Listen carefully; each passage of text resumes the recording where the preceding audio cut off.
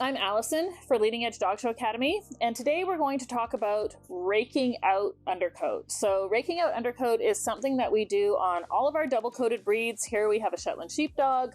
As well, we do it on, you can do it on your Sheltie, your Setter, Spaniel types, Golden Retrievers, all of those. So some of the confusion about raking out our dogs is because we typically use stripping tools for that. So when we are stripping a terrier, for instance, and there are times that we are actually stripping coats out of dogs when we are taking out the darker top coat, right? There is times when you might have to strip out sections of that. But for most of our double-coated breeds, Setter, Spaniels, Goldens, etc., most of the time what we are doing is raking out the undercoat, but we are using stripping tools for that. So some of the tools you might use is something like this, which is kind of like a de-shedder. It has 2 rows of straight pins of different thicknesses, and you could use this. This is probably really safe if you've never done it before for stripping out undercoat, but also not super effective unless your dog is very, very heavily coated. So the 2 more popular tools that I like to use like a coarse stripping knife. So that I call it a butter knife because it kind of looks like a butter knife. And so this is one of the tools that I would use. I also like to use a coat rake. I will often refer to it as a coat king type rake because, kind of like Kleenex, Q-tip, it was like one of the first ones out there.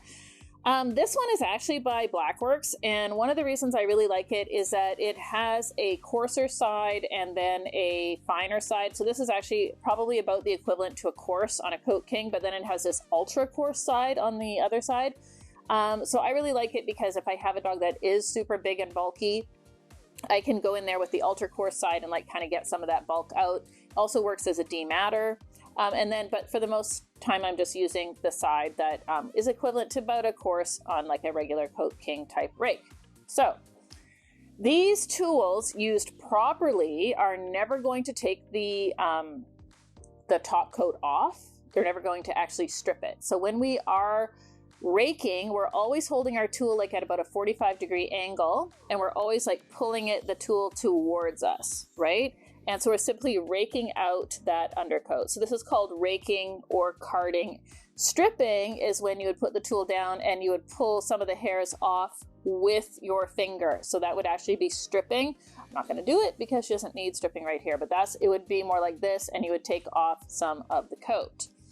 So one of the ways you know that you are stripping your dog properly, if you were stripping, is if I pulled this out and I looked at the coat. If I have some of the roots of the coat, then I am stripping.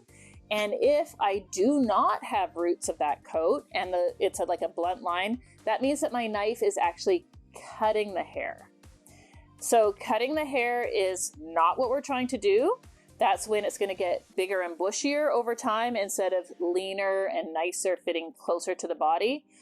You're also going to get way more color change if you're cutting the coat. Now, cutting the coat can happen because of user error.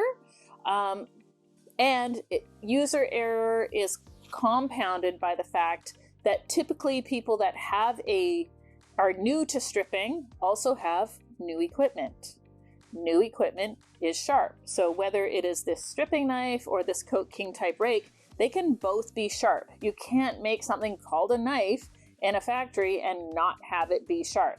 So my favorite analogy for this is a cast iron frying pan. When you buy a cast iron frying pan, it looks great, but it needs to be seasoned properly before you get the results that you want from it. And it's the same with your stripping tools. So there's so many ways that I've heard and been told of how to season my knives. One of it is you bury them in sand for a month. Some people like to cut through a brick with them, which I think is like maybe a little overboard. Some people will cut through a pumice stone with them. For me, basically, I like to get like an old carpet or old bath mat type thing, and I'll just like rake it through there like for a while till I don't think that my tool is as sharp, right? So that's kind of what I do. Maybe an old bath towel, anything kind of like that. Maybe I'll cut it through like a big chunk of corrugated cardboard just to take that sharpness off. So depending on the tool and how experienced you are, you're going to need to season your tools to a certain extent. Lots of different ways to do that. And you might decide to not season your tools, that you're going to let them get naturally seasoned by using them on your dog. And, you know, I know a lot of people that do that, but just remember that there is a bigger chance for error. So whenever you're using any of these tools, no matter how seasoned they are, you don't want to go across the grain of the coat. So this is especially true for our Coat King type knife. Rake. So if I'm using this to rake out her coat, so you're always with your spare hand holding that hair, the skin as taut as possible. You don't want to pull the skin. And I'm going to be going always in the direction that the hair is growing, right? And you can see how much hair that this is taking out. If I go across the hair, that's when I'm going to cut that delicate top coat, right? So that's why we are always going with the grain of the hair, so to speak. So one of the other tools I like to use for both stripping and raking is a simple pumice stone, right? So pumice stones are fantastic. This is a great beginner tool. These are great for raking, for carding, especially delicate areas. So maybe the leg hair, but especially on our double coated breeds, Shetland Sheepdogs, Collies, that we need to do even golden retrievers, any kind of fine work around the head. This is a great tool for really raking out that undercoat on the head. One thing that I will tell you about these pumice stones is the darker they are, the softer they are. I personally like a softer pumice stone. I think it grabs more hair. I think it does a better job. They also disintegrate quicker than the lighter colored ones. So you can get ones that are very, very light colored gray. Those are typically harder and they last longer, but to me, they don't do the same job. And if you continue watching any of our videos, you will see that this will start to lose its edge. It will kind of get cloudy and dusty from the dander of the dog, the hair of the dog, the fine hairs, everything that's going on with it. And when that happens, it stops stripping quite as well. And at that point, I typically just run it under the edge of my table and create a new edge. So it's kind of self-cleaning. So you're going to buy one of these a month really when you're really showing your dog, but also they're really inexpensive. And yes, the lighter colored ones will last longer, but to me, they don't do as good a job, right? So this is kind of all the tools that we are going to use for stripping and or raking out coat in our double coated breeds. I'm going to start, because this is thicker coat, with my Coat King rake. And I'm going to try to do this getting out of your way. It's the same thing. I'm doing it with the grain of the coat, or how I want the coat to be trained to lay. So I'm going to go this way. And her coat is fairly clean. Sometimes when the coat is cleaner, it's harder to strip this part out. So I'm going to have to switch from that to my butter knife. And I really want to make that layback of shoulder apparent.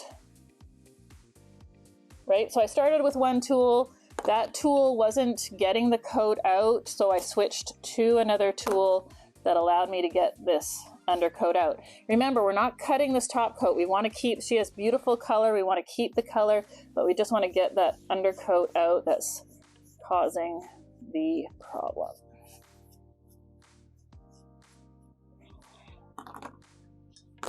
And again, always kind of brush it after you've stripped it a little bit to see what it's starting to look at.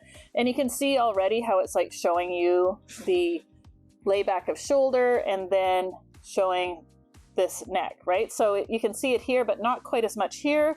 So we want to go in and just lightly trim this area out.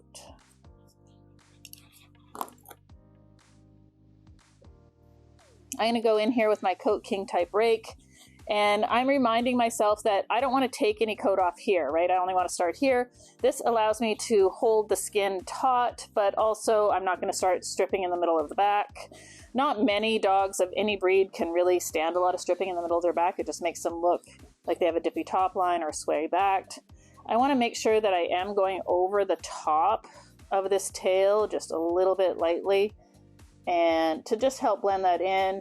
And I'm going to go down over her hips because she has a little bit of a bulky hip. Sometimes I'll just take her coat. Oh, does that tickle? And I'll do one of these so I can kind of see, yeah, it's, things are still looking like they are where they should be.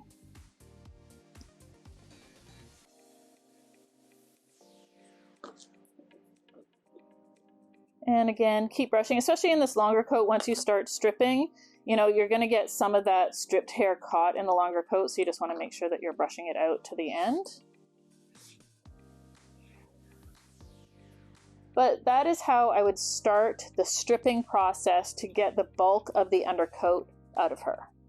Hi guys, thanks for joining us for our latest Leading Edge Dog Show Academy tutorial. Don't forget to go to leadingedgedogshowacademy.com to see some of our premium content and webinars where we go in depth on grooming, training, and so much more. Of course, we would love for you to like and subscribe so you don't miss another video here on YouTube. And if there's something that you would like to see that you haven't yet seen on our YouTube channel, of course, just drop it in the comments below and we'd be more than happy to bring you that content. So once again, I'm Allison from Leading Edge Dog Show Academy, and I really hope that you enjoyed today's tutorial.